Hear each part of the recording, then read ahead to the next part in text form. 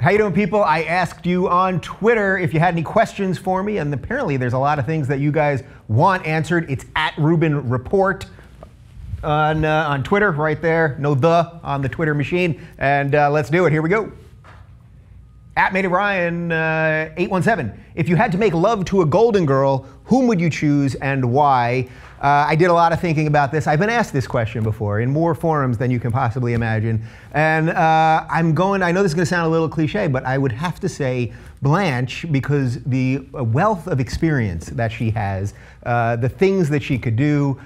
We know that she's been able to have sex on a trapeze. There was an episode where that sort of happened. It was implied that it was going to happen. There was a mirror above her bed. I mean, she's done things, and if I'm going to do it with a woman who's in her 60s, although she claims she's in her 40s, I feel like I'd want a lot of tricks and things involved. Next. Eric Wallace, 117. Anyone from Fox News you'd like to interview? This is actually funny because I've been saying this a lot lately. I'm sort of fascinated by Megyn Kelly. She is so stone cold focused, like a freaking laser. When you're watching her, it's like you cannot stop making eye contact with her. And she so believes everything she's saying, whether it's true or not, that I'm really kind of fascinated by her. And I would love to sort of sit there and see if I could break through, because I actually think she's a very good television personality. But what most cable news people need is a little humanity, and I think that that's what the online world is doing a little bit better, what I hope we're doing a little bit better. And I'd like to see if I could kind of break that facade. But in terms of someone just doing their job and doing it effectively and messaging and all that stuff she gets across, I'm really fascinated by her. Okay, what's next? Is there an I in team? That's Chef Pie 1. No, there is no I in team. I try to apply that to my life all the time, especially when I'm playing basketball. Next. Buick 59. When is this to be aired or blogged or whatever? I think it's on right now. Okay, what's next?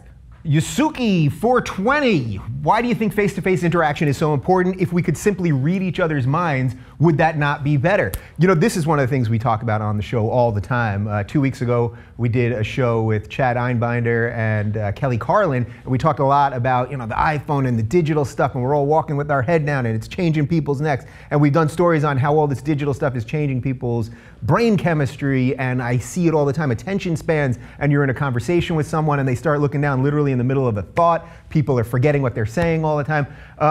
So do I think reading people's minds would be better? That might be a bit much, but I do think a little more one-on-one. I'm trying, I've said this many times and I'm doing the best I can. I'm trying to shut down the phone by like 9 o'clock and not look at it. I'm trying not to grab it right when I wake up, all that kind of stuff, because we do need more human interaction. Because, you know, if you look, even if you look on Twitter, you see these people, professional people that are out there, authors and TV people and regular people that are just fighting all day long and arguing with people in ways that they would never do that in person. And I think it's a lot of nonsense, and a little human interaction humanizes you. What's next?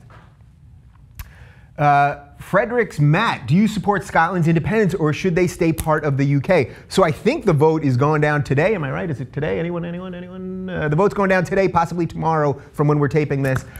You know what? I know a lot about politics and the world and all this stuff, and this is one thing. Every now and again, there's like one little thing that for a couple months kind of slides under my radar, and I haven't really done my due diligence on this one. But my gut feeling, and again, I'm not a professional in this part of the world, my gut feeling is that this union has lasted for a long, long time, right?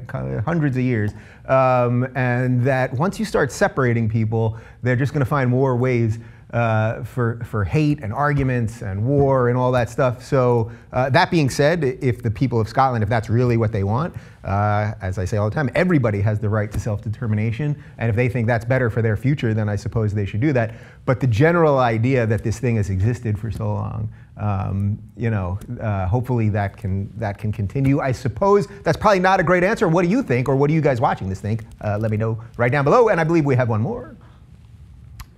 Not Sam, why are you so handsome?